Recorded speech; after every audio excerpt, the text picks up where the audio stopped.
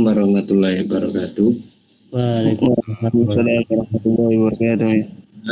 Alhamdulillahirabbil alamin. Hamdan yuwafi ni'amahu wa yukafi'u mazidah. Wassalatu wassalamu ala asrofil anbiya'i wal mursalin Sayyidina wa maulana Muhammadin wa ala alihi wa ashabihi wa durriyatihi ajma'in. Alhamdulillah malam ini kita bisa lanjut ngaji kitab Nurul Mubin fi Mahabbati Sayyidil Mursalin karya Hadratus Syekh Hasyim Asy'ari, yang mana di pertemuan kemarin, di beberapa pertemuan kemarin itu kita mengkaji bagaimana para sahabat itu sangat memuliakan Rasulullah. Di antaranya rambutnya pun disimpan di antara wujud cinta mereka kepada Rasulullah.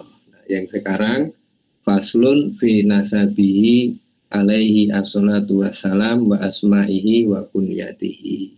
Nah, sebelum kita mulai, kita baca surat Al-Fatihah untuk musonef ala hadiniya soleh Al-Fatihah.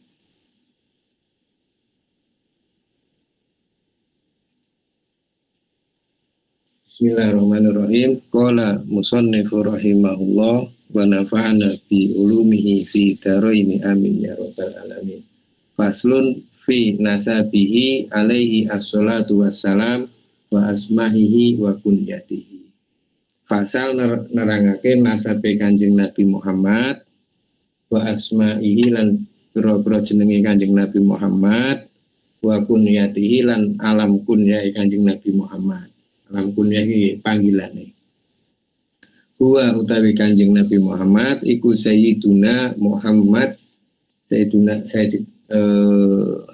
Kanjeng Nabi Muhammad bin Abdullah bin Abdul Muttalib bin Hasyim bin Abdul Manaf bin Qusa bin Kilab bin Maroh bin Ka'ab bin Lu'ay bin Ghalib bin Fahr bin Malik bin Nadir bin Kinana bin Huzaimah bin Matrokah bin Ilyas bin Madhur bin Nazar bin Mu'ad bin Adnan. Nah, Adnan ini beberapa riwayat itu diceritakan anak dari Nabi Ismail, dari keturunan Nabi Ismail. Nah, ilahuna lan ikut tetap iki panggonan sampai Adnan ini asmaun nasabah ini kesepakatan ahli nasab loro. Wa amma Adnanu adapun utawi Adnan famin waladi Ismail, dari anaknya Nabi Ismail. Adabihi kang den sembelih alaihi assalam alal qauli as-shawati ing atase pernyataan kang bener inda ulama ya sahabati wa tabi'ina wa man ba'dahum. Nah, jadi Nabi Ibrahim itu punya anak satu dari Siti Hajar, yaitu namanya Nabi Ismail. Kalau dari istri yang pertama Saroh itu dari istri yang pertama itu mempunyai anak namanya Nabi Ishak terus mempunyai anak namanya Nabi Yakub. Nah, Nabi Yakub inilah yang menjadi kakek turunnya Bani Israel itu. Dalam Al-Quran, am kuntum syuhada id hadara Yaqubal mautu itu. Id qala li bani ma ta'buduna min ba'di. Nah, dari keterangan ini sementara ibunya Kanjeng Nabi Muhammad yaitu apa? Aminah binti Wahab bin Abdul Manaf bin Zahroh bin Kilab. Jadi nasab keturunannya bapaknya Kanjeng Nabi dengan ibunya itu ketemu di Kilab. Nah, Kilab itu kalau dari Nabi Muhammad itu bin Abdullah, terus bapaknya, terus kakeknya Abdul Muttalib bin Hasyim bin Abdul Manaf bin Qusa bin Kilab. Nah, jadi ketemunya keturunannya Rasulullah keturunannya Rasulullah bapak dan ibunya itu di Kilab. Nah, tapi di sini saya ingin menjelaskan ini ya, tentang keluarganya Rasulullah itu yang yang siapa gitu. Nah, karena kan Muhammad bin Abdullah bin Abdul Muthalib bin Hashim bin Abdul Manaf bin Qusay bin Kilab. Dan dengan sejarahnya Rasulullah itu yang lahir dari sudah yatim dan lain sebagainya. Di kitab Tadribur Rawi, mungkin saya pernah menyebutkan itu ada ketika membahas wa alihi. Nah, wa alihi. Siapa itu definisi keluarganya Rasulullah? Nah, menurut Imam Syafi'i itu adalah Bani Hashim dan Bani Muthalib. Nah, jadi kalau dirunut ke atas, jadi siapakah yang keluarganya Nabi Muhammad itu? Yaitu Kanjeng Nabi Muhammad bin Abdullah bin Abdul Muthalib bin Hashim. Nah, jadi sampai kepada Hashim saja. Kenapa kok ini jadi pembahasan? Ke keluarganya Rasulullah itu kok jadi pembahasan? Karena dalam syariat Islam keluarganya Rasulullah itu tidak boleh menerima zakat. Ya hadisnya ada di Sahih Bukhari, innaha la tahillu li Muhammadin wala li ali Muhammadin. Jadi zakat itu tidak diperbolehkan untuk keluarganya untuk Kanjeng Rasulullah dan keluarganya Rasulullah. Dan keluarganya Rasulullah ini siapa? Apakah anak turunnya Qusay itu juga termasuk? Ternyata Rasulullah menafsirkan itu. Ya ini keturunannya Bani Hashim dan Muthalib. Nah, itu ada di Sahih Muslim di hadis 1069 itu dalam kitab zakat. Di bab tahrimuz zakat ala Rasulillah wa ala alihi. Nah, tapi kemudian, apakah ketika tidak boleh menerima zakat terus keluarganya Rasulullah mendapatkan keistimewaan lain? Enggak mendapatkan. Dalam hal apa? Dalam hal ghanimah. Dalam hal ghanimah apa itu? Rampasan perang waktu itu mendapatkan 1/5. Nah, itu bisa dilihat di hadis Imam Bukhari 3140. Wa fi hadisin innalakum fi khumsil khamsi ma yakfikum au yugnikum. Jadi apa?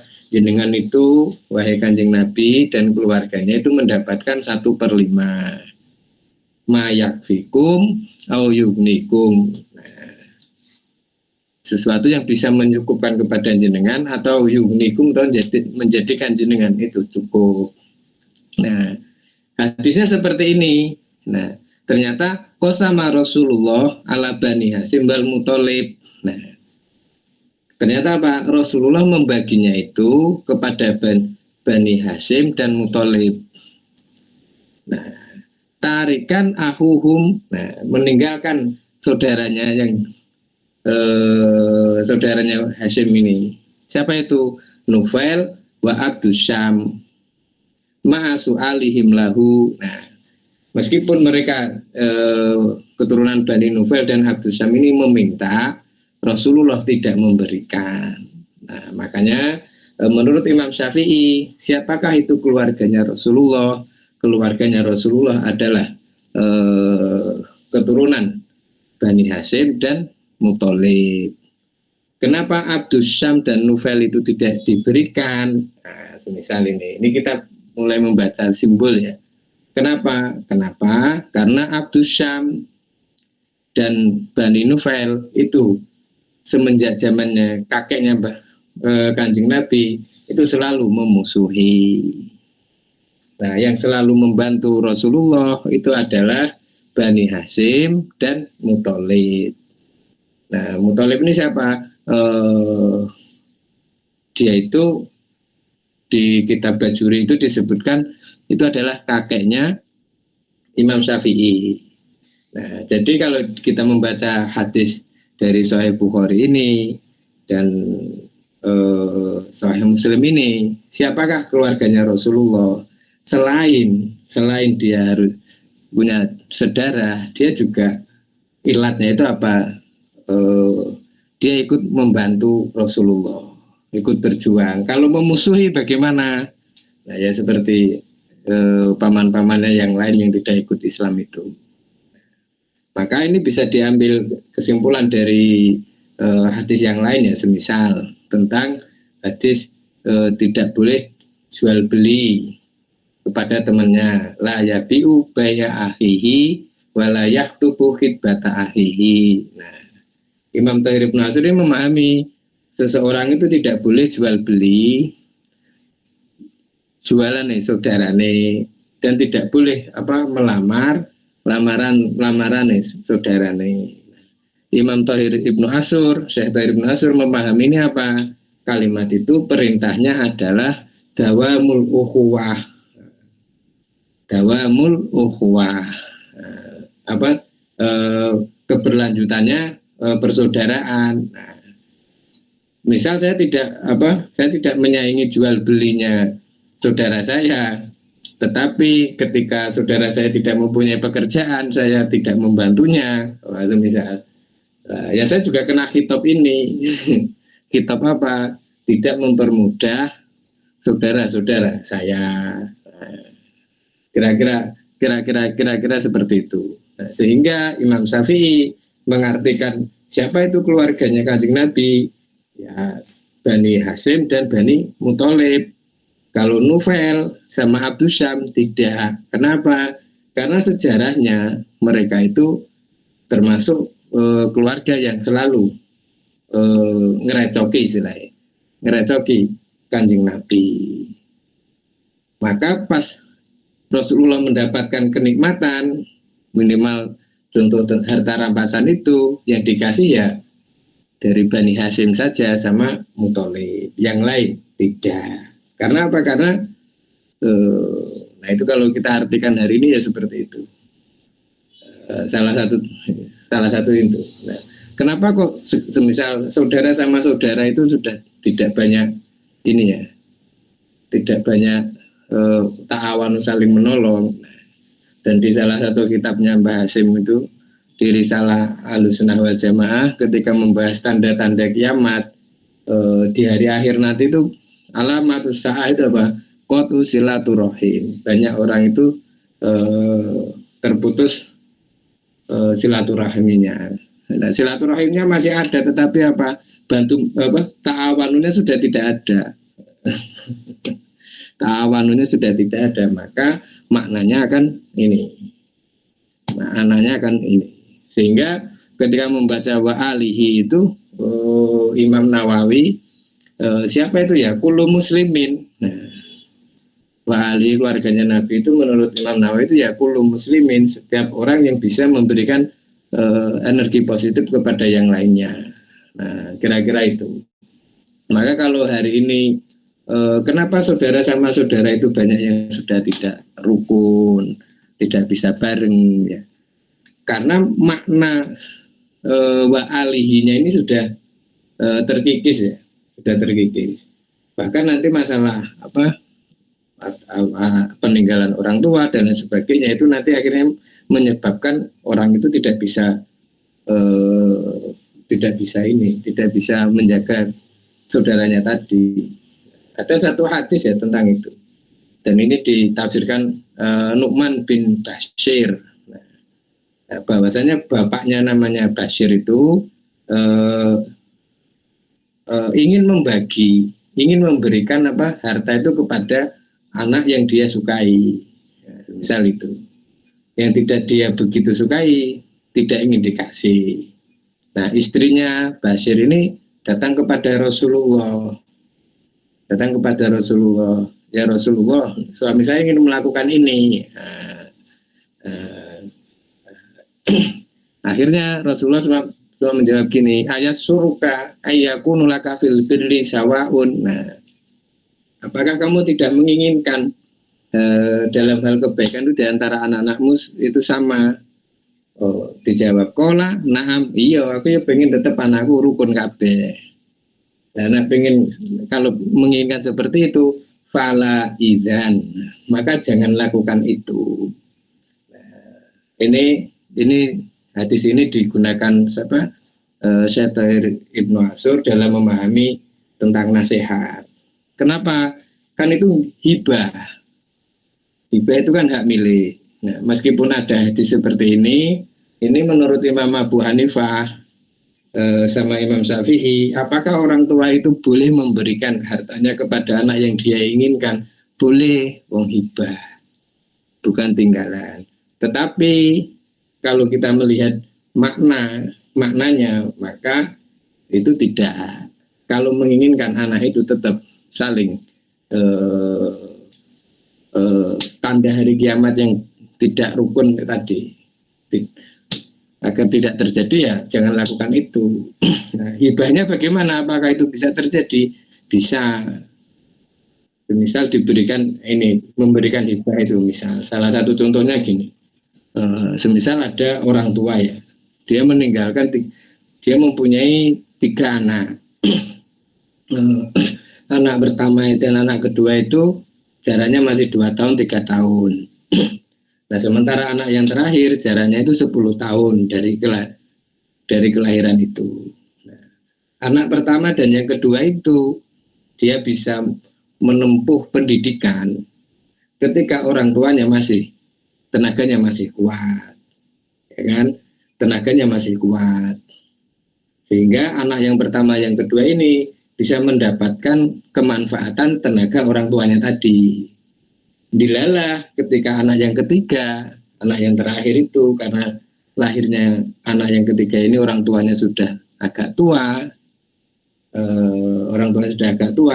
waktu anak yang nomor 3 ini waktunya berkembang, ternyata orang tuanya sudah tenaganya sudah berkurang. Nah, sementara anak pertama yang kedua ini masih sibuk dengan kebutuhan dasarnya. Nah, misal itu.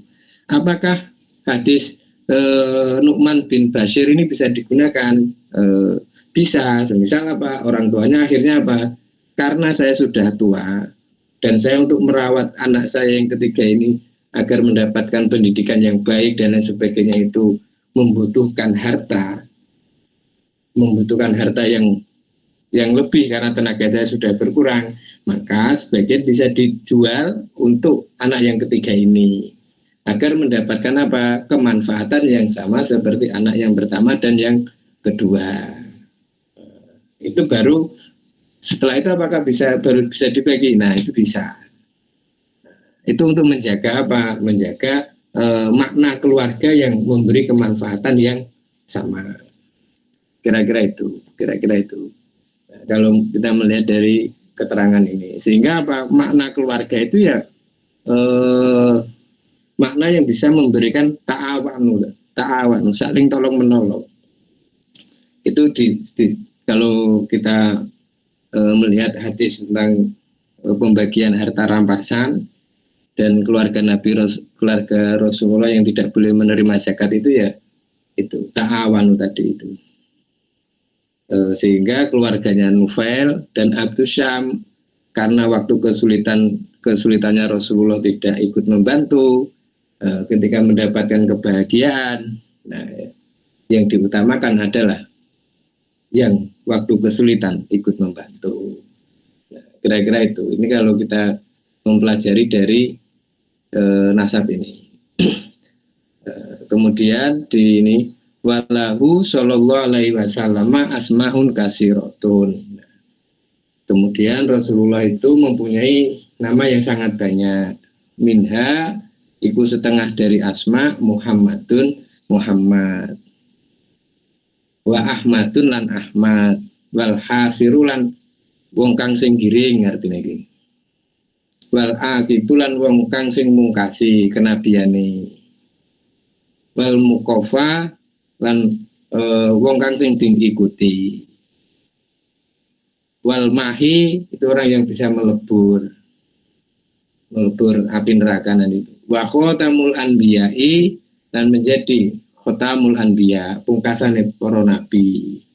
Wa nabiyur rahmah, dan nabi sing welas asih. Wa nabiyul malamihi, nabi kang menangake perang. Wa nabiyu taubati, dan nabi sing diterima taubate. Wal fatihu wa toha wa yasin wa abdullah. Nah, itu diantara nama-nama Nabi Muhammad. Wa sama lan wis menamakan, memberi jeneng sapa Allah Gusti Allah ing Kanjeng Nabi Muhammad fil Qur'ani ing dalam Al-Qur'an. Nah, ning Al-Qur'an di antara nama-nama Nabi Muhammad itu apa? Rasulan sebagai rasul. Wa nabiyan lan nabi. Wa ummiyan lan ummi. Nah ini. Wa syahidan lan dadi saksi. Wa mubasyiron lan wong kang duwe kabar bunga. Wa nadhiron wong kang meden-medeni. Nah, itu kalau di antaranya itu di ayat Al-Qur'an itu ada ini. Huwallazi ba'atsa fil ummiyina rasulan minhum. Nah, itu ayat Al-Jumu'ah ayat 2 itu. Kemudian di ayat yang lain itu bismillahirrahmanirrahim. Walau ja'alnahu Qur'anan ajamiyan laqalu laula fussilat ayatuhu ajamiyun wa arabiyyun. Jadi itu. Nah, menurut Imam Syatibi, nah, ketika membahas al-ummi, nah ini kan di tulisannya itu wa umyanan buta huruf. Nah, ummi itu bagaimana? Apakah Kanjeng Rasulullah itu tidak memahami istilahnya apa? Tidak memahami baca tulis dan lain sebagainya itu? Apakah dia ini? Waladzi ba'atsa fil ummiyina rasulan minhum. Nah, siapa itu? Imam Syatibi itu ketika memahami kata ummiyina ini adalah sebuah bangsa, sebuah komunitas yang mana dia itu sudah mempunyai kearifan lokal tersendiri. Semisal ini ya, kayak Mas Ali itu al-ummiyinya ya tentang dunia persawahan tadi. Semisal kayak Pak Pra itu ya al-ummiyinya ya ini di mana mengajar dan lain sebagainya. Maksudnya apa? Dia sudah mempunyai peradaban tersendiri.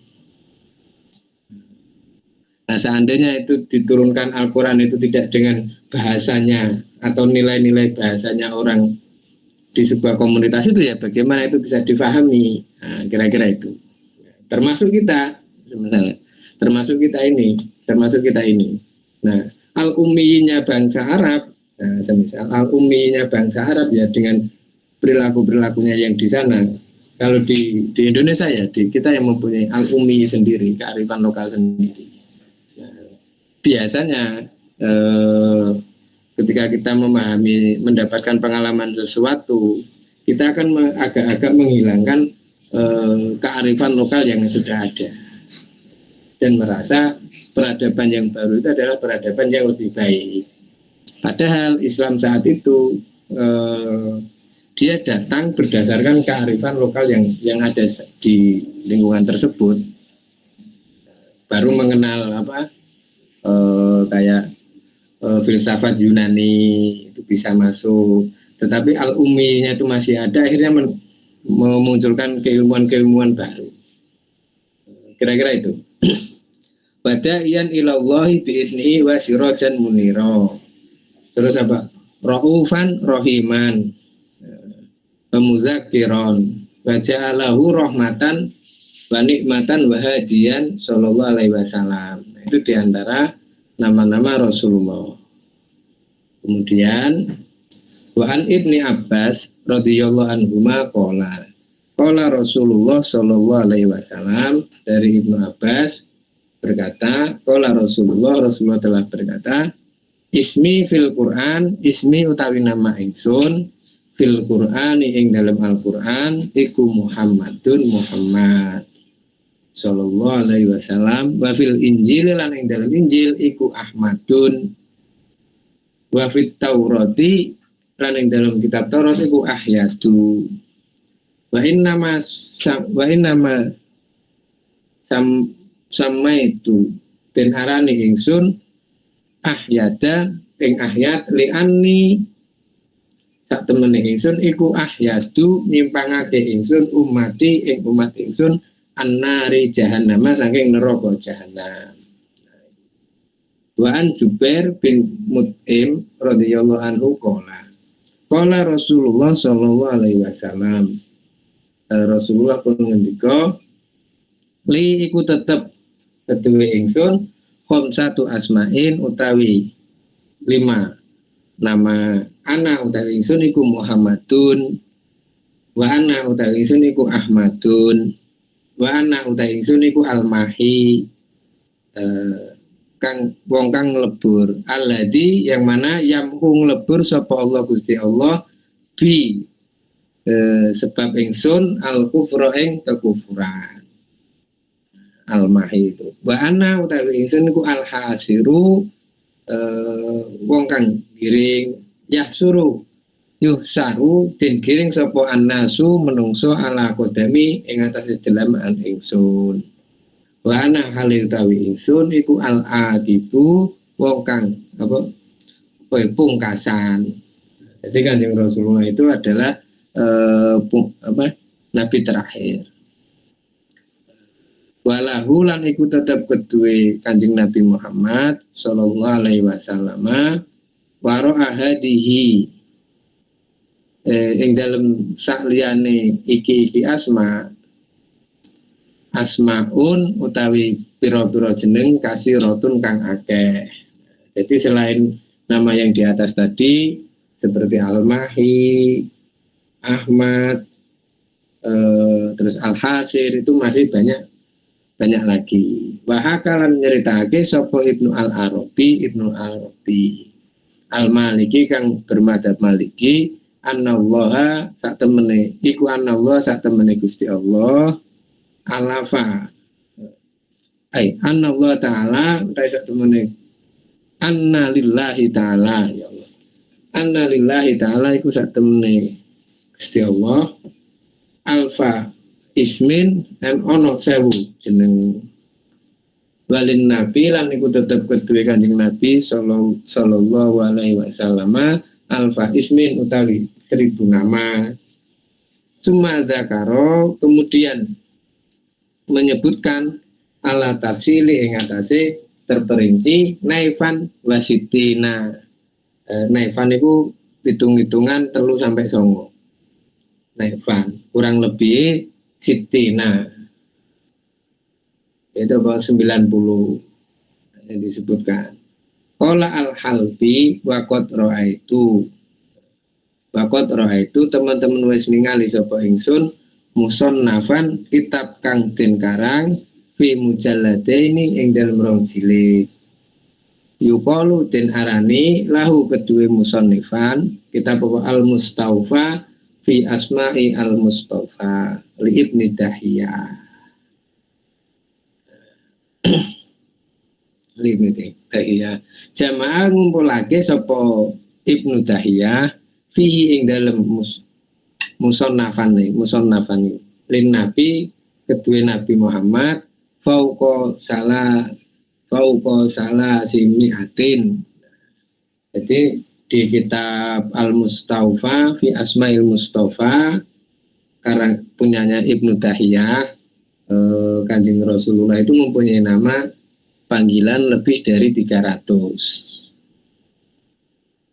Nah, kemudian namanya kok bisa banyak, namanya kok bisa sebanyak itu? Wabil jumlati lan iku secara umum fakas rotul asma'i mongko utawi akeh nama tadullu nunjukake apa kasratul asma ala syarfil musamma. Apa itu? Mulyane wong kang den arani al masyarati kang aweh rasa bikas rotin nauti kelawan akeh sifat wal ausofi lan sifat. Nah, jadi banyaknya panggilan kepada Rasulullah itu secara umum menunjukkan apa? Menunjukkan kemuliaannya Rasulullah. Kira-kira itu. Loh kok bisa ya? Misal saya guru, maka saya disebut guru. Ketika saya jualan, maka saya disebut pedagang. Ketika saya ikut bertani, maka disebut petani. Ketika saya bisa berkebun, nah, jadi semakin orang itu mempunyai banyak nama, banyak gelar, berarti itu menunjukkan ala syarfil musamma, kemuliaan terhadap orang tersebut. Jadi orang yang mempunyai banyak keahlian, nah itu kira-kira gitu. Wa kunyatuhu lan utawi kunyahe Kanjeng Rasul al masyhuratu kang masyhur iku Abu Qasim, bapak Qasim. Wakana lan maringi kunyah, wakana maringi kunyah hu ing Kanjeng Nabi sapa Jibril, malaikat Jibril alaihi salam bi Abi Ibrahim lan bapak Ibrahim. Jadi ini orang itu biasanya dipanggil dengan kunyahnya. Kunyah itu bisa karena sebab ini, karena dia mempunyai anak namanya Qasim maka disebut Abu Qasim. Bisa jadi juga karena dia hobinya sesuatu. Mempunyai hobi semisal hobinya mancing ya bapaknya mancing, pemancing. Dulu Sayyidina Ali itu sukanya itu tidur di tanah ya. Maka beliau mendapatkan gelar Abu Turab, ya Aba Turab biasanya itu. Kira-kira itu. Ini teruskan wa umun Nabi Shallallahu Alaihi Wasallam dan ibunya Kanjeng Nabi Muhammad sinten niku Aminah binti Wahab. Yaitu siapa? Aminah binti Wahab bin Abdul Manaf, anaknya Abdul Manaf bin Zahra bin Kilab. Nah, setelah Kilab ini bin Maroh bin Ka'ab bin Lau bin Ghalib itu sama dengan nasabnya Rasulullah. Jadi nasabnya bapaknya Kanjeng Rasulullah Abdullah dan ibunya Aminah itu ketemu di Kilab. Kira-kira itu. Di faslun berikutnya. Bismillahirrahmanirrahim. Faslun fi maulidihi. Faslun fi maulidihi alaihi assolatu wassalam. Pasal jelasake ing kelahirane Kanjeng Nabi wa wafatihi lan wafate Kanjeng Nabi wa wafati walidihi lan wafate bapake Kanjeng Nabi. Wa wulida lan den lahirake sapa Rasulullah sallallahu alaihi wasallam Kanjeng Rasulullah Yaumal Isnaini ing dalem dina Senin min syahri Rabi'i al-awali ing dalem bulan Rabiul Awal. Wahtalafu lan berbeda sapa ulama. Hal huwa, anapun huwa yaumul Isnain iki mau ulida ini. Fil yaumi asani itu hari kedua, am asamin atau hari yang ke-8, am al-ashir atau hari yang ke-10, am saniya asaro atau hari ke-12, min amil fili saking tahun gajah. Jadi Kanjeng Rasulullah itu lahir pada hari Senin di bulan Rabiul Awal, tahunnya tahun gajah. Tahun gajah itu apa? Tahun penyerangan Abraha, pasukan Abraha ke mana itu ke Ka'bah, ke Ka'bah itu. Kenapa? Nah ini di surat di tafsir surat Al-Fil itu pernah diceritakan. Nah, itu. Nah, itu terjadi itu pas waktu penyerangan itu atau sebelumnya atau sesudahnya. Nah, itu banyak periwayatan. Ada yang mengatakan lahirnya Rasulullah itu 40 tahun setelah terjadi Abraha menyerang Ka'bah dengan menggunakan pasukan gajah. Ada yang mengatakan ya 23 tahun Rasulullah lahir sesudah pasukan gajah ini. Juga ada yang meriwayatkan ya lahirnya Rasulullah ya pas waktu itu. Itu banyak perbedaan di antara ulama, termasuk di hari lahirnya Rasulullah itu juga waktalafu hal huwa fil yaumi asani, apakah itu hari Senin pada hari Senin tanggal 2 atau tanggal 8 atau tanggal 10 atau tanggal 12 lagi. Itu banyak perbedaan. Itu sama, mungkin sama dengan kita ya. Mungkin ada yang bilang Solihin itu lahir pada hari apa? Biasanya kalau orang tua saya dulu itu ngingat-ngingat hari lahir itu biasanya lihat pasaran. Dulu saya sering diceritain orang tua itu, kamu itu lahir itu pas pasar kelepek. Nah, jadi tandanya itu ya ini pasar. Oh, jadi situ siapa lah? Misalnya si Mas Ali itu lahirnya kapan? Pas pasar Garas. Nah, pasar Garas itu pas Wage. Pasar Kelepek itu pas apa kalau di Jawa itu? Pas Paing, Kliwon, nah kayak gitu. Nah, termasuk di Arab juga sama seperti ini. Juga ada hal-hal seperti itu. Sehingga hal itu menyebabkan itu kalau di tanggalnya itu berapa akhirnya. Waktu dulu orang melihatnya ya Kanjeng Rasulullah itu lahirnya hari Senin pas tahun gajah. Itu pas hari keberapa itu? Nah, hari pertama atau kedua? Nah, kira-kira gitu. Qala al-Hakim Abu Ahmad rahimahu Allah taala yuqalu wulida an-nabi sallallahu alaihi wasallam yaumal isnaini. Nah, jadi Kanjeng Rasulullah itu dilahirkan pada hari Senin. Wa nubi'a dan angkat dadi nabi sapa Kanjeng Rasulullah yaumal isnaini ing dalem dina Senin. Wa hajara lan hijrah sapa Kanjeng Rasul min Makkah yaumal isnaini. Nah, jadi hijrah dina Senin. Wa dakhala al Madinah lan mlebu Madinah yaumal isnaini. Lisanata asyrot maring lisanata asyrota maring rolas dino kholat kan keliwat min syahri Rabiul Awal. Nah, jadi Kanjeng Rasulullah itu masuk ke Madinah itu pada tanggal 12 pada bulan Rabiul Awal. Watu via meninggal dan wafatake sapa Kanjeng Rasul duha yaumal isnaini dalam waktu duha hari Senin. Lisanata asrotan maring 12 tahun 12 tahun Hijriah ini. Lisanata asrotan lailatan. Lisanata asrotan 12 lailatan malamnya kholat min syahri Rabiul Awal.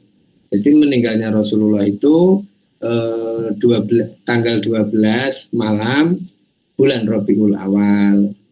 Sanatan ihda asyratan minal hijrati pada tahun 11 hijrah.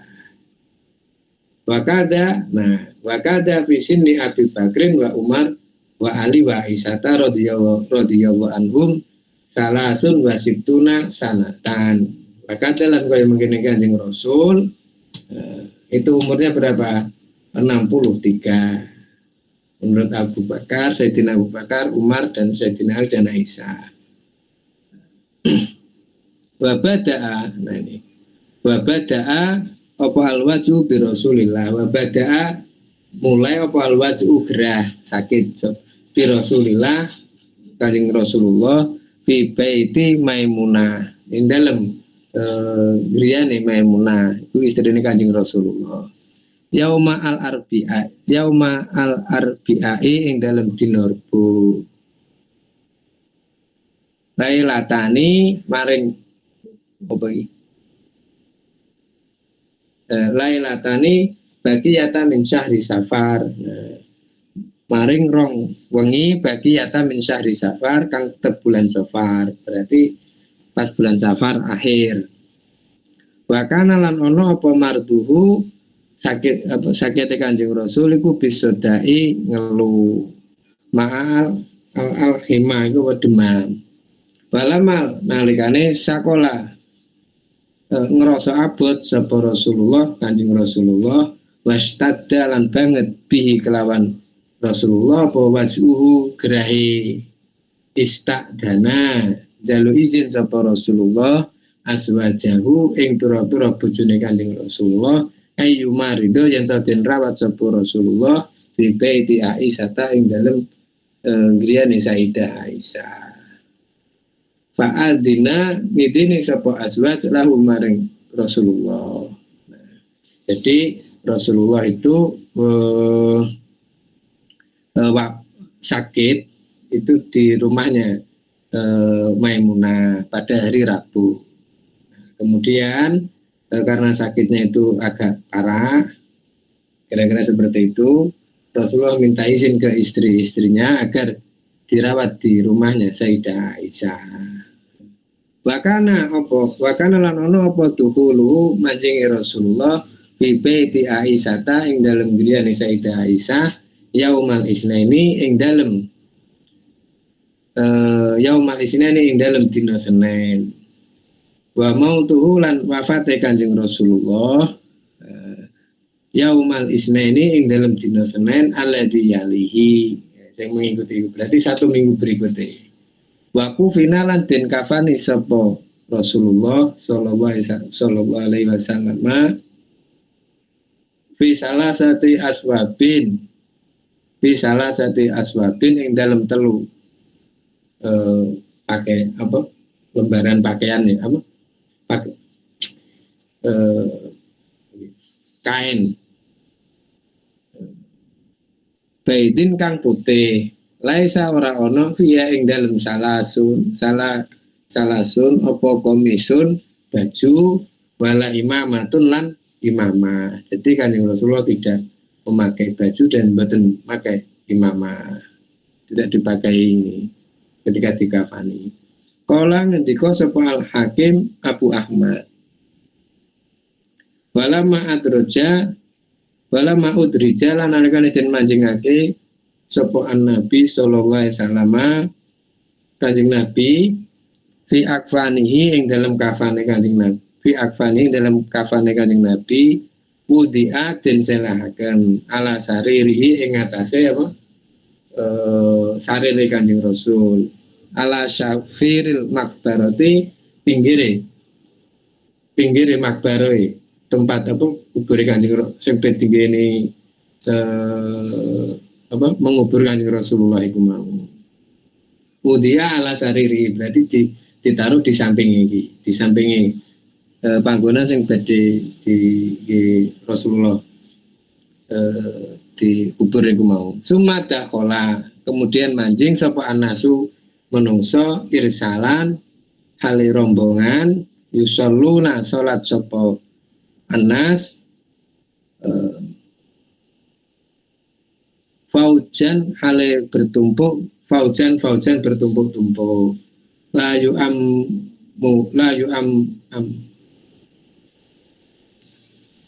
yu'ammihim orang imami hum ing nas sapa ahadu salah siji dari mereka mboten sing imami fa'awaluhum nah imam iki fa'awaluhum utawi kawitane anas apane salat alai ing atase Kanjeng Rasul iku Al Abbas keluargane Bani Abbas. Kemudian summa Banu Hasim, kemudian Bani Hasim. Summa al muhajiruna kemudian kaum muhajirin. Kaum muhajirin ini siapa yang ikut Rasulullah itu? Ikut Rasulullah hijrah ke Madinah. Summa al ansoru kemudian sahabat Ansor. Ya Allah. Sumasa irun nasi kemudian sekabehane menungso. Falama farogo nalikane rampung sapa arrijalu wong lanang. Nah, sawise wong lanang wis nyolati Kanjeng Rasul, dakhala manjing mlebu sapa asibyanu wong-wong bocah-bocah cilik. Malah nyolati Rasulullah. Summa an-nisa'u kemudian wong wedon. Summa hafaro ngeduk sapa Abu Thalhah radhiyallahu anhu lahda Rasulillahi ing lowangane gawe lowangan ngeduk lowangan fi maudhi'i farasihi ing dalem panggonane turune Rasulullah hai suku bida nalikane den pundhut sapa Rasulullah. Nah, jadi Rasulullah itu dimakamkan di tempat di mana Rasulullah itu wafat. Amalan krono ngelakoni bikaulihi pengendikane Rasulullah mahalaka ora wafat ai mata sapa nabiun seorang rasul kotun sama sekali illa yudfinatin apa illa yudfinatin sareake di yudfina itu den sareake hesu sekirane tukbidu gonten pundut apa ruhu nabi. Jadi ada para rasul, para nabi dikubur di tempat ini, di tempat di mana mereka itu wafat. Nah, sirinya itu apa? Nah ini, kenapa yang menyolati itu pertama keluarga Abbas, kemudian Bani Hasyim, kemudian kaum Muhajirin, terus kemudian siapa? Sahabat Ansor. Nah, sirinya itu apa ya?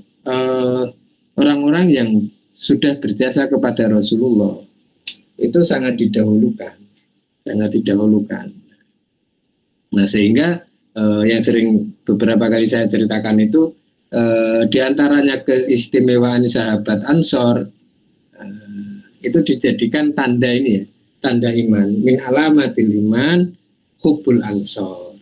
Nah, salah satu cerita itu. Nah, sehingga ada beberapa cerita ini Muawiyah itu salah satu contoh. Muawiyah ini sebelum Fathul Mekah, sebelum generasi zaman Rasulullah itu termasuk orang yang ibaratnya strata sosialnya itu tinggi. Tetapi setelah terjadi Fathul Mekah, sebaliknya, waktu itu ada peristiwa apa itu? Fatimah bin Qais itu datang kepada Rasulullah, masih cerita, ya Rasul, ada dua orang yang senang sama saya dan ingin menikahi saya. Rasulullah itu bilangnya gini, wa qala Rasulullah wa amma Abu Jahm fala yad'u asahu wa amma Muawiyatun fasok lukun, nah, itu hadisnya seperti itu, yang artinya itu seperti ini. Abu Jahm itu ini bahasa kinayah ya, bahasa kinayahnya itu dia tidak akan pernah menyia-nyiakan tongkatnya. Nah, wa amma Muawiyah fasuk lukun. Nah, Muawiyah itu adalah orang yang miskin. Nah, Rasulullah memberi nasihat kepada Fatimah bin Qais ini agar menikah kepada Abu Jahm. Maka tidak salah ketika setelah penaklukan Mekah dan Rasulullah mendapatkan, umat muslim mendapatkan hasil rampasan perang, yang dikasih adalah golongannya Muawiyah ini yang masuk Islam setelah terjadi peristiwa Fathul Mekah tadi. Karena apa ya? Karena tadi itu. Meskipun, nah saat itu bisa dilihat. Ini banyak cerita ya, banyak cerita di beberapa ulama menceritakan itu. Setelah itu, sahabat Ansor juga bertanya-tanya, ya, kok bisa seperti itu wahai Rasulullah? Kok kami tidak dibagi dari harta rampasan itu? Padahal kami loh yang ikut berjuang jenengan. Itu di beberapa ulama itu banyak cerita itu disebutkan loh. Kalau orang Mekah, Muawiyah dan lain sebagainya itu masuk Islam setelah Fathul Mekah itu, dia hanya mendapatkan apa? Mendapatkan harta rampasan ini. Tapi kalau kamu jenengan wahai sahabat Ansor dari Bani Aus dan Hazrat itu, kamu mendapatkan saya. Maksudnya apa ya? Ini ditulis di Mbah Hasyim ini di kitabnya, sehingga apa? Kanjeng Rasulullah dimakamkan di Madinah. Nah, sebab dimakamkan di Madinah itu akhirnya Madinah menjadi pusat peradaban. Saya contohkan ini di Tebu Ireng itu ya. Dulu sebelum Mbah Abdurrahman Wahid itu, Mbah Gus Dur itu dimakamkan di sana, itu tidak seramai seperti hari ini. Bahkan peningkatan peningkatan peningkatan kotak amalnya itu hari ini bisa sampai beberapa ratus ya, bahkan ada beberapa yang menyebutkan itu sampai ada berapa miliar itu setiap tahunnya, dan kemanfaatannya juga banyak sekali. Selain itu pondok pesantren Tebuireng itu jadi lebih ramai lagi, santrinya menjadi lebih banyak, jadi itu ditempatkan di situ, dimakamkan di situ, itu menjadi faedah yang sangat banyak. Makanya ketika hijrah setelah selesai, hijrah itu sudah selesai, la hijrah tabati walakin niyata wal jihad. Setelah hijrah di Mekah, di Madinah itu selesai, Kanjeng Rasul bilangnya apa? Sudah tidak ada hijrah lagi. Adanya apa? Niat dan jihad. Kenapa? Karena nanti kalau semua orang pergi ke Madinah, negara-negara yang daerah-daerah yang sudah ditaklukkan itu nanti siapa yang ngurus? Terus yang dipopulerkan adalah hadis-hadis tentang hijrah ke Madinah. Daerah Baghdad itu siapa nanti yang akan mengurusi? Kira-kira itu. Maka tidak salah para sahabat itu, meskipun mereka sangat mengetahui keutamaan di Mekah atau di Ka'bah itu, mereka lebih suka melakukan penaklukan di tempat-tempat lainnya. Uqbah bin Nafi itu sampai ke Tunis malah. Itu sudah hampir mau sampai Eropa. Amr bin As sampai ke Mesir. Mereka meskipun tahu pahala-pahala ibadah mahdhah itu, mereka lebih suka ibadah menyebarkan ilmunya tadi. Kira-kira itu. Karena sudah terakhir, kemudian kesimpulan dari bimaulidi Rasulillah wa nasabihi, dan ini Rasulullah itu sangat menghargai antara makna dan mempraktekannya dalam simbol. Simbol apa tadi ya, seperti Rasulullah dia minta kubur di Madinah agar Madinah tetap menjadi pusat peradaban. Kemudian Rasulullah dalam perjalanan kehidupannya itu sangat menghormati orang-orang yang telah turut serta dalam perjuangan Islam, sangat menghormati, sehingga dalam mensolati beliau itu kan Bani Abbas, Bani Hasyim, kaum Muhajirin, kaum Ansor, baru berikutnya. Itu adalah simbol bagaimana Rasulullah itu sangat bisa memposisikan. Kemudian Rasulullah tidak pernah menjadikan hal-hal di sekelilingnya sebagai simbol al-mal, tetapi menjadikan mereka semua bagian dari ajaran Islam tadi. Seperti tidak boleh menyakiti para sahabatnya dan lain sebagainya itu. Kira-kira itu. Terima kasih. Assalamualaikum warahmatullahi wabarakatuh.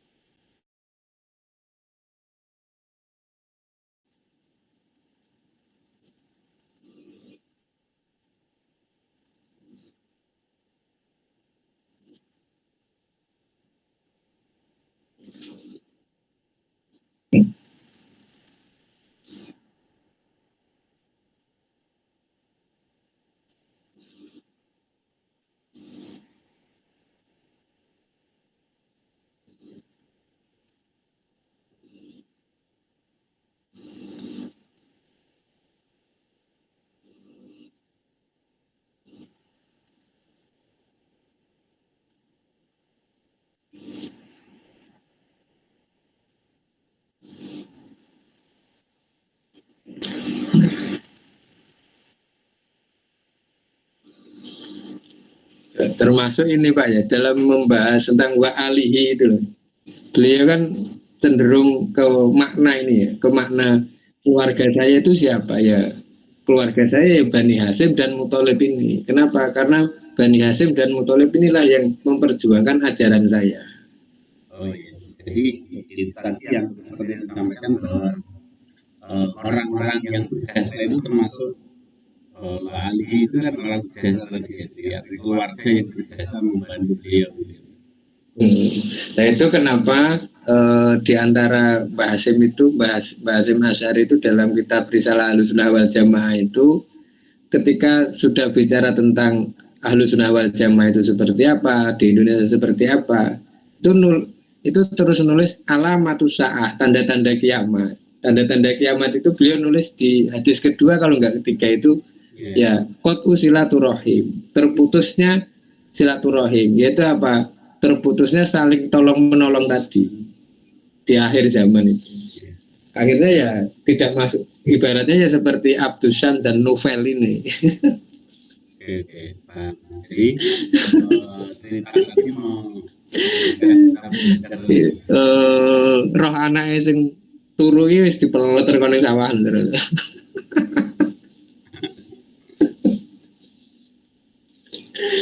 Itu yang saya sebut terakhir, ini guyonannya. Jadi Rasulullah itu tidak pernah menjadikan hal-hal di sekeliling atau simbol-simbol di sekeliling beliau, baik itu anak, baik itu tetangga, baik itu simbol-simbol ini, itu sebagai simbol yang akan menghasilkan almal. Tapi apa, Rasulullah menjadikan semuanya itu sebagai bagian dari yang membantu beliau untuk perjuangan. Maksudnya begini ya, si orang-orang yang sekitar bukan cara bahasa sekarang itu bukan menjadi sumber kebahagiaan pendapatan yang mendatangkan pendapatan, tapi menjadi bagian dari satu kesatuan. Nah, jadi satu kesatuan simbol-simbol perjuangan. Kira-kira itu. Semisal Pak Prat dengan profesinya tadi. Nah, profesinya sekarang yang menjadi guru itu adalah makna daripada ajaran Islam tadi. Misal saya sekarang mempunyai anak dan saya ketika mendidik anak saya, entah itu mendidik atau apa, saya menemani anak saya itu tidak saya jadikan simbol yang akan menumbuhkan almal saya. Misal saya contohkan, anggap saja anak saya cantik, gitu. Saya biasa ngaji, anggap saja saya biasa ngaji sampai tua. Ketika saya mau mencarikan jodoh, saya carikan ini yang simbol-simbol mal ini. Soalnya anak saya cantik ya. Kalau simbol almal pasti dia pasti mau, kayak gitu. Kalau Rasulullah tidak seperti itu. Bahkan sahabat Ansor pun ini, beliau tidak mau ketika wafat pun inginnya ya dikuburkan di Madinah itu, agar Madinah ini mendapatkan derajat yang lebih tinggi. Kira-kira yang bagi saya malam ini yang menjadi pelajaran adalah tentang simbol silaturahmi dan keluarga tadi ya, bahwa makna dari keluarga itu kan ta'awan, saling mengerti. Jadi tidak sekedar karena cerita-cerita kita biasanya kan ada yang memaknai keluarga itu bisa bisa. Kalau misal saya dengan saudara saya atau saya dengan ini, ketika sudah tidak ada saling ta'awan, maka makna wa alihi ini ya hilang. Itu dicontohkan Bani Hasyim dan Bani Muthalib tadi. Itu ada di hadis-hadisnya itu. Karena mereka itu tidak membantu, malah memusuhi ya kalau di zaman itu. Artinya iya. Waktu itu kalau dibawa ke sini mungkin tidak dimaknai dengan kata memusuhi, tapi ya mungkin malah tidak membantu, tidak membantunya, atau merongrong, atau hasut atau apalah yang malah bukan saling menumbuhkan, tapi malah saling meninggal. Kalau dimaknai malas berarti ya dia tidak membantu, tidak merawat tadi, sehingga hilang di situ sisi ahlinya, hilang gitu mas. Ya akhirnya gitu. Akhirnya ya qat'u silaturahim itu ya nyata. Qat'u silaturahim itu ya nyata. Maka waktu yang saya jelaskan tadi di hadis Nu'man itu kan, di hadis Nu'man itu ayahnya kan ingin memberikan kepada anaknya yang hartanya hibah. Kalau hibah itu kan boleh-boleh saja. Hibah itu diberikan kepada siapa? Nah, tadi saya contohkan, ketika semisal saya 3 saudara, adik saya ini dia tidak menemukan masa-masa produktifnya orang tua saya. Nah, adik saya waktu butuh biaya itu orang tua saya sudah tua. Agar adik saya ini mendapatkan fasilitas seperti saya, bisa kuliah, bisa ini, maka adik saya ini dikasih hibah lebih. Apakah itu simbol wa alihi? Ya simbol wa alihi. Nah, malah kalau dibagi rata itu bukan simbol wa alihi. Iya, karena kan lebih ke tujuan sama alasannya, terus ke pemanfaatan. Nah, iya. Ya, tujuannya itu apa? Dawamul ukhuwah, agar apa? Persaudaraannya ini tetap itu ya munculnya ya karena itu. Lalu bagaimana kalau ini Mas, kalau bukan secara darah, tidak secara darah, tapi kita itu malah bisa saling wali. Gimana Mas? Berarti bagaimana kalau apakah semakin baik, dan ini bagian dari ajaran kita ya, artinya kalau dia bukan saudara yang sedarah, bukan sekandung, tapi teman atau akrab, tapi di situ justru tumbuh wali, tumbuh awanu, tumbuh saling menolong, gitu, saling kerja itu kebaikan. Itu makanya siapa Imam Nawawi itu di kitab Fathul Qorib gitu. Di syarahnya itu ketika membahas wa alihi al mutahhirina itu siapa? Ya wa kullu muslimin. Setiap orang muslim yang mempunyai kontribusi terhadap ajarannya. Maka dia adalah wa alihi. Dalam konteks makna ini ya. Yeah. Termasuk ya ketika saya mempunyai saudara atau saya mempunyai kenalan, misal saya bertemu dengan Gus Mat ini, ketemu dengan Pak Pramasari dan sebagainya ini. Nah, nilai ta'awanunya itu lebih tinggi. Ta'awanu itu saling loh ya. Yeah, saling beri energi positif, kemanfaatan. Maka ya mungkin dan nilai ta'awanunya lebih tinggi, maka bisa jadi dia lebih saudara dibanding saudara seperti Abdusan dan Novel ini. Kira-kira itu. Berarti kalau kita lanjutkan diskusinya, ta'awan yang di zaman sekarang, di era sekarang ya, ta'awan yang satu paling tidak itu saling memberi vibrasi atau energi positif ya. Bukan salah satu saja yang memberi, tapi dua-duanya. Syukur-syukur kalau yang saya pahami itu kalau hari ini itu apa udah disebut ta'awan, apa saudara itu, dan bisa ta'awan itu apa, dia bisa memberikan sumber-sumber sinyal-sinyal ekonomi bagi saudara-saudaranya itu. Bisa memberi misal mengarahkan atau bahkan secara ini kalau di era modern itu kan, kalau dulu kan kita membahas modal itu adalah misal saya petani, berarti modal saya ya ini apa, lahan, tenaga, dan pupuk. Nah kalau sekarang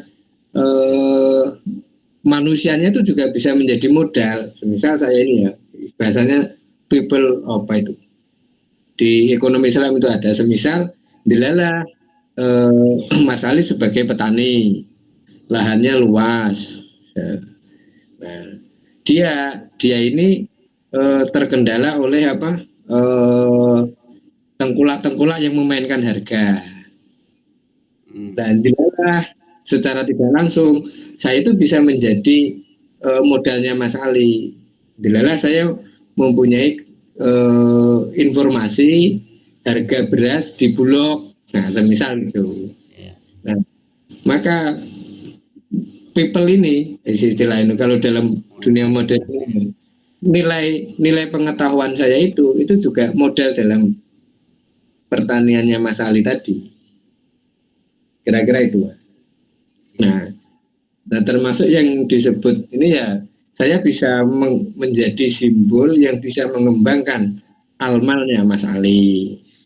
Maka itu saya sedang mengamalkan makna wa alihi.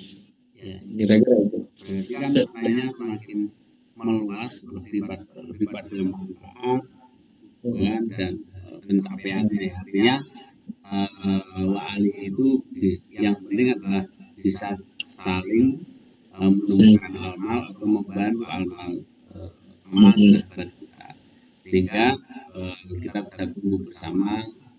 Nek seneng ya seneng bareng, suka ya suka bareng.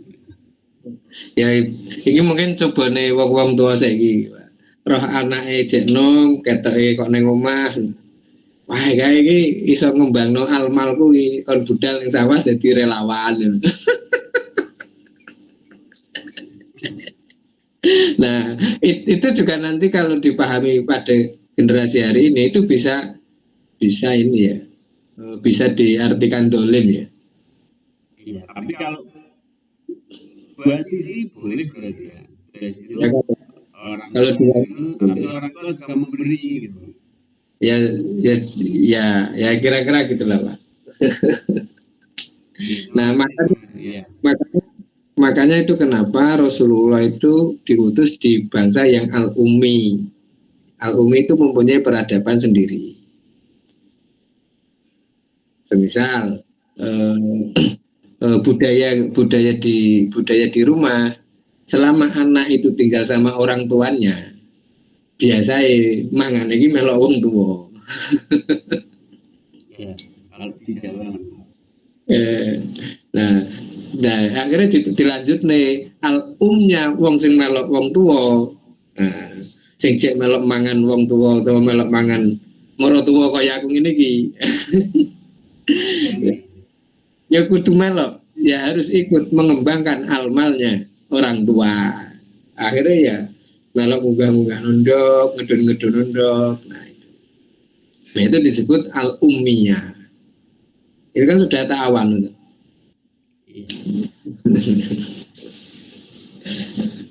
Kira-kira terima kasih karena mungkin jamnya lebih lama. Terima kasih, kita sudahi. Terima kasih Pak Nggih. Mohon maaf nggih. Matur suwun. Assalamualaikum warahmatullahi wabarakatuh. Terima kasih teman-teman yang sudah bergabung malam hari ini di kajian kitab karya Basim. Sampai ketemu di Kamis pekan depan dalam keadaan sehat walafiat. Semoga kita selalu diberikan istiqomah untuk terus belajar dan semoga kita terus bisa tersambung dan saling belajar, saling ta'awanu di dalam kajian ini. Terima kasih, sampai ketemu. Mohon maaf. Wassalamualaikum warahmatullahi wabarakatuh.